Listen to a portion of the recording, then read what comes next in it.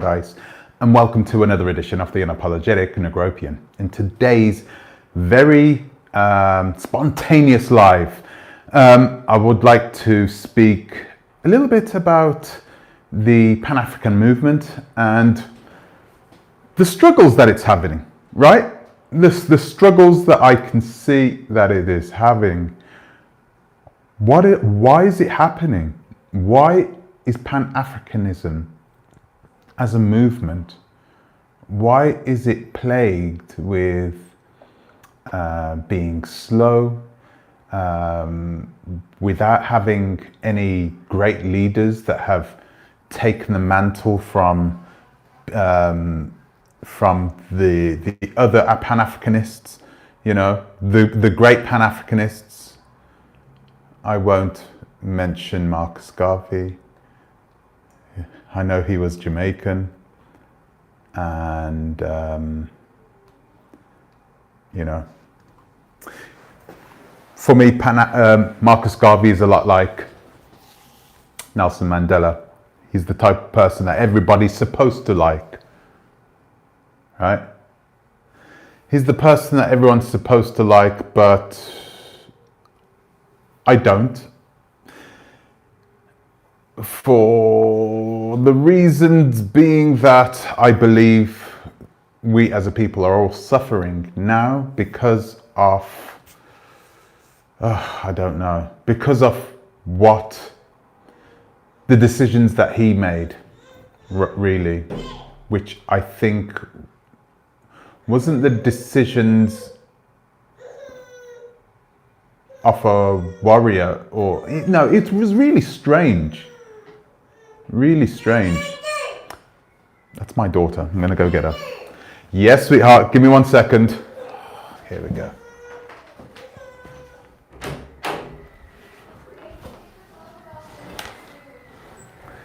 Yeah, I have a visitor. Anyway, so why is it that this is happening? Why are we struggling in this situation?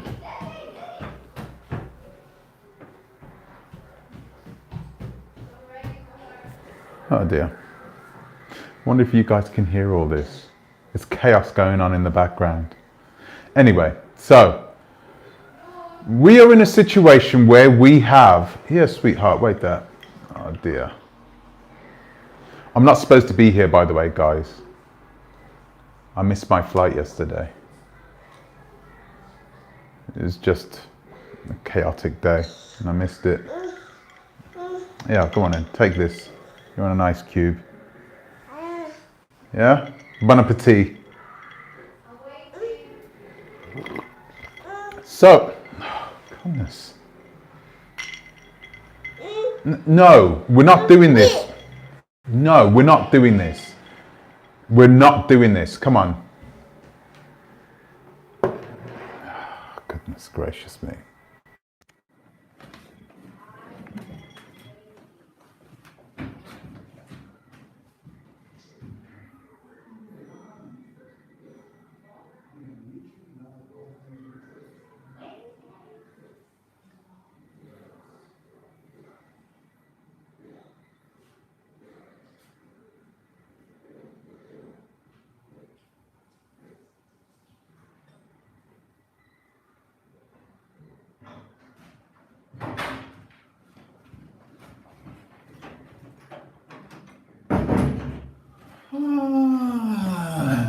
Well, I should start this whole live over again.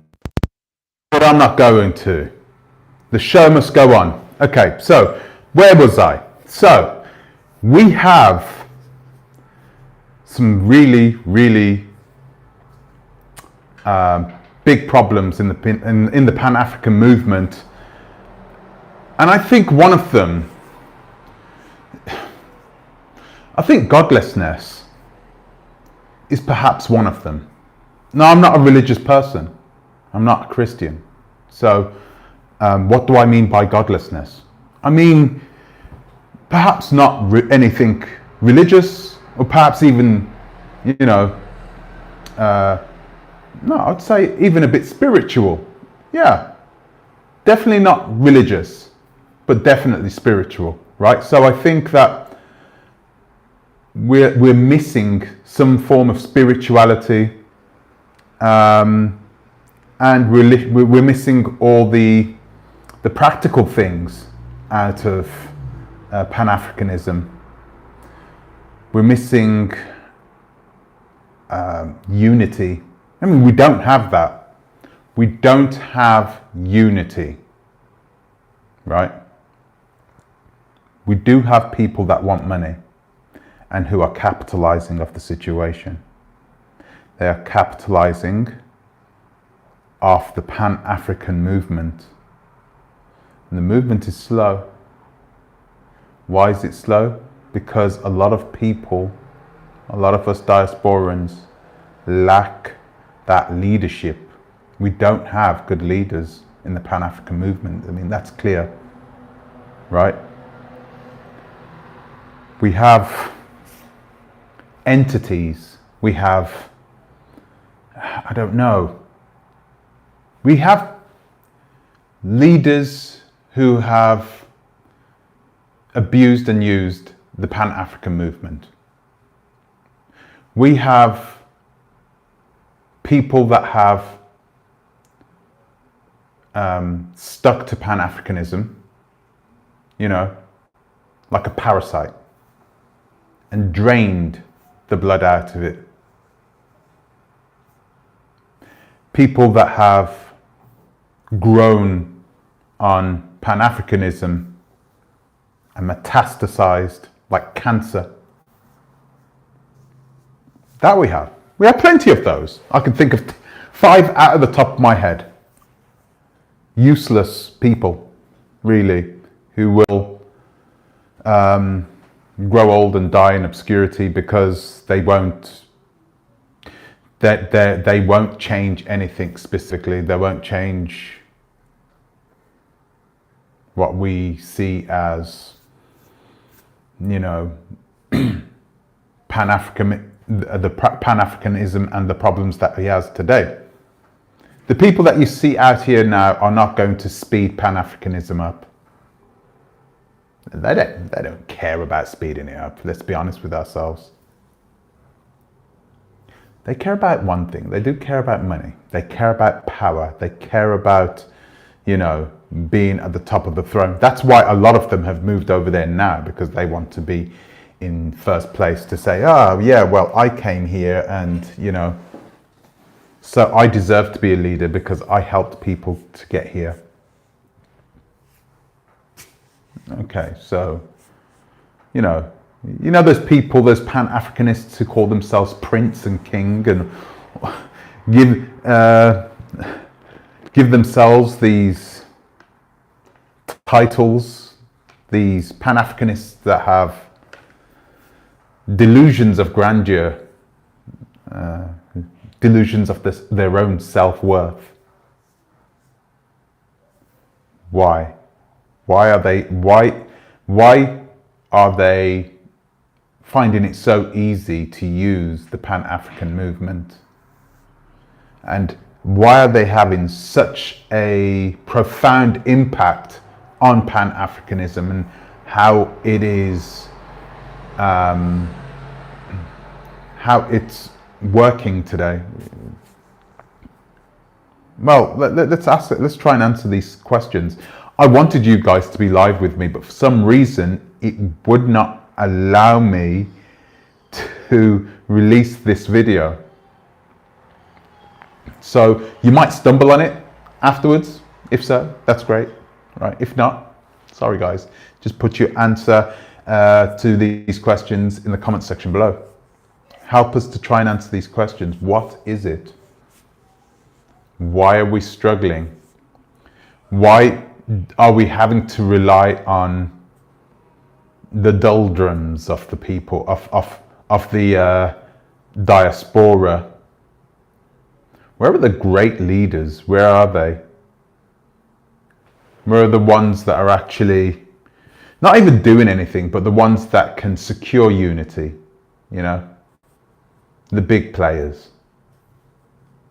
What has happened to them? Why are they not, you know, why are we not growing them? Are we still too busy? You know, are we busy fighting over one another? So busy that we can go on 3-hour lives and talk about one another because, hey, I'm a Pan-Africanist and I can make this whole movement go forward. No, of course not. We're struggling because we lack the leadership.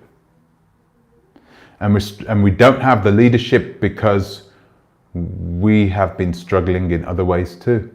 We've been struggling to survive. We've been struggling to survive. That's what we've been doing. Do you know, if you look at all the countries where rich people live, now, the richer countries, right, the ones that have the wealth, there's a lot of intelligent people there, right? If you look at the poorer countries, you have less intelligent people living there. There's a reason for this, by the way, guys. There's an actual reason for this. And whether it's been by design or whether it's completely organic, there is a reason for this. And the reason is because the way people live in the West, we don't have to live in survival mode. We don't have to live in survival mode. We don't have to. So we have free time to do whatever we want to do and think in different ways. And brains grow in a different way. They are able to develop when you give it the time and space to do things, to let itself be free. That's why reading books is so good. You know, this is why reading, because I've been reading a lot of non-fiction, but it's really good to read fiction as well. It does a lot of good for your brain. Whose favorite book is My Sister the Serial Killer? You read that one yet? I haven't read it. Let me know if you've read it.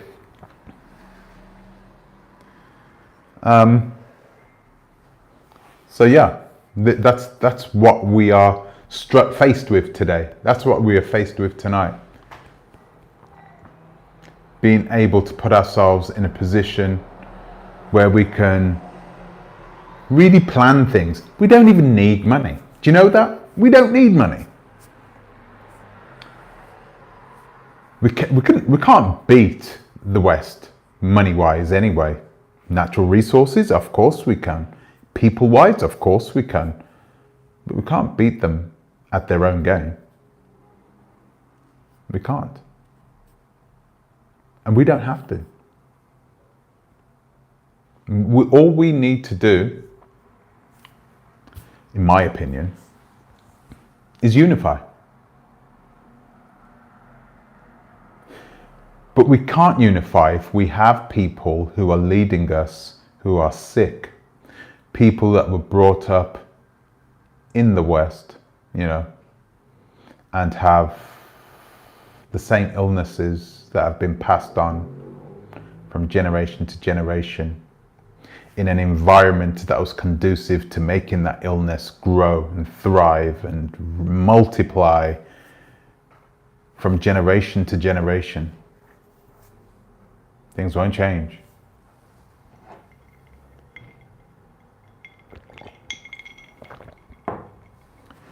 It's important that we recognize that we do have these problems. This is the reason why this channel exists, right? First, we started getting on Art Kathy about her scandalous ways. If she was doing everything okay, then she wouldn't be on my tongue. I think another problem was her support. For some reason, we have in the diaspora this propensity to be gullible, to be easily led by people that have suspicious characteristics. Who'd have thought that Art Caffey would have had so much support, and still does now to this day? There are people out there that have support who shouldn't. There are people out there who are leaders of the Pan-African movement and they shouldn't be.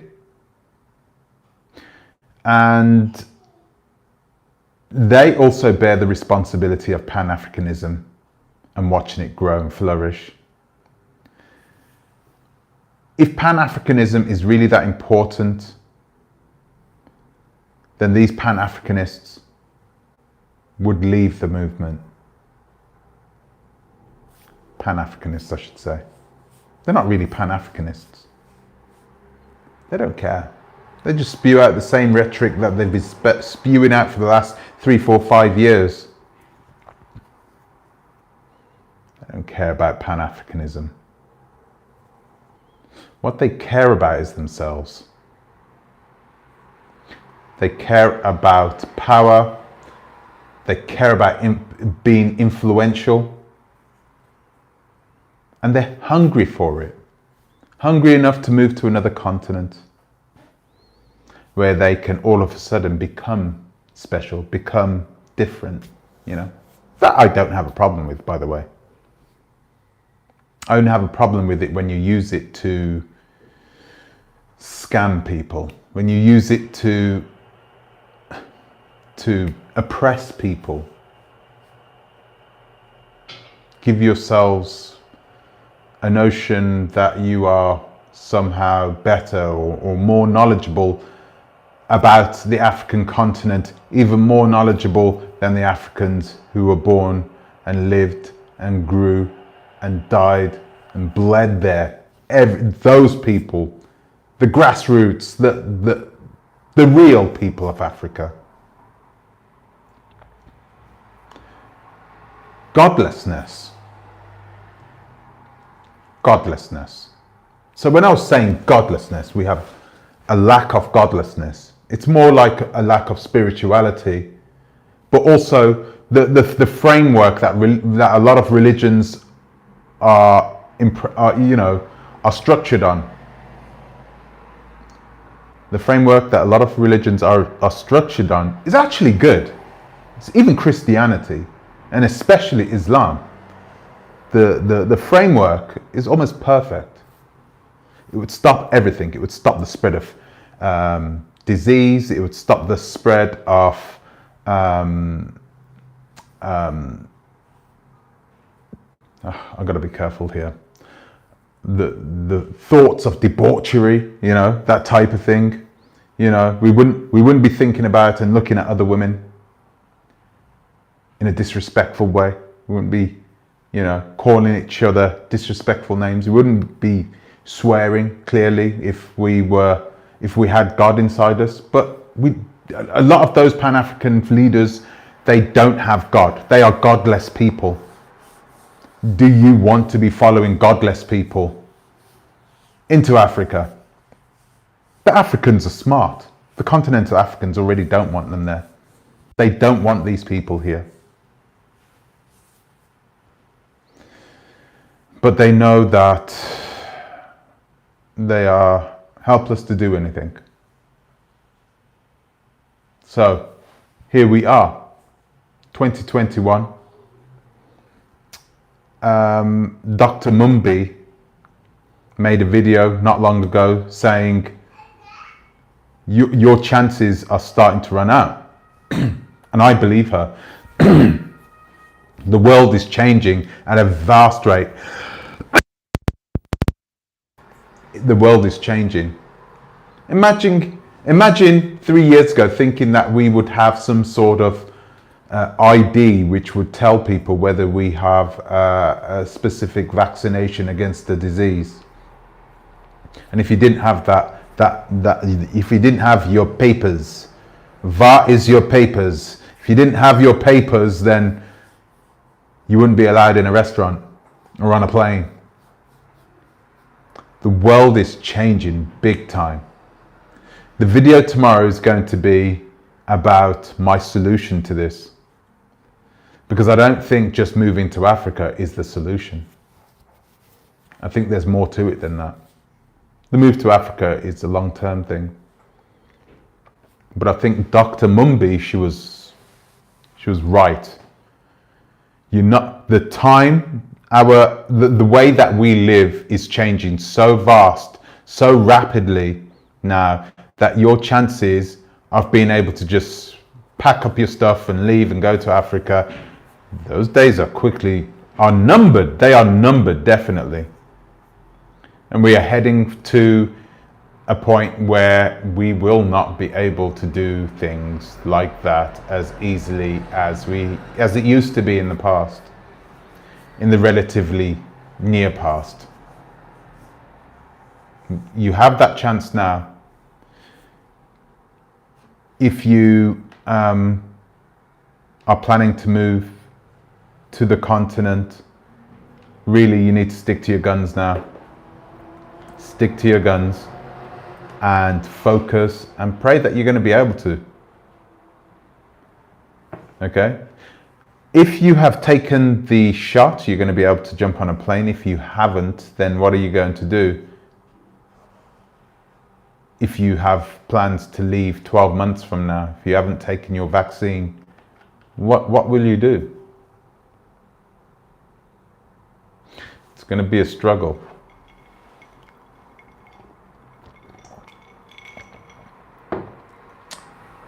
But we're black people, we're all about struggle. Struggle is our second name. A lot of us don't want to struggle anymore, but we do. We can't help it in the environment that we live in anyway. It's quickly changing, but yeah, we are in that situation. So guys, I don't know why you didn't come on. I think it's because I was trying to change the, to make it public, and it just wasn't doing it. So please leave your answers in the comment section. Is godlessness the reason why we are in this situation? Should we be following godless people? Should the African people, the real people that matter, should they be allowing godless people back on their home soil? Is it a good thing that we have godless people coming back to claim their land? Let me know in the comment section. It'd be really good to hear your thoughts on this. Guys, yeah, I'm sorry about the interruption earlier. That was a little bit funny. I'm going to go take care of the child. I've got a flight early in the morning, so I'll let you guys know how it goes. So guys, thank you for watching, okay? I'm going to keep this nice and quick. Thank you for watching. Thank you for subscribing. If you haven't subscribed yet, please subscribe. Hit the like button. And I'd like to thank you for watching. I would like to also say thank you to all my Patreon subscribers. You've been a blessing. Thank you very much, because the algorithm's been like this, you know, but you guys have been steady. So thank you very much. And I will see you in the next one. I'm going to see you tomorrow. We're going to talk about another one of Dr. Mumbi's show, okay? Because she said some, like she always does, she came out with some real dimes the other day. We're going to talk about those tomorrow. Okay, so thank you for watching, and I will see you in the next one. Until the next time, please think twice. Ta-ra a bit.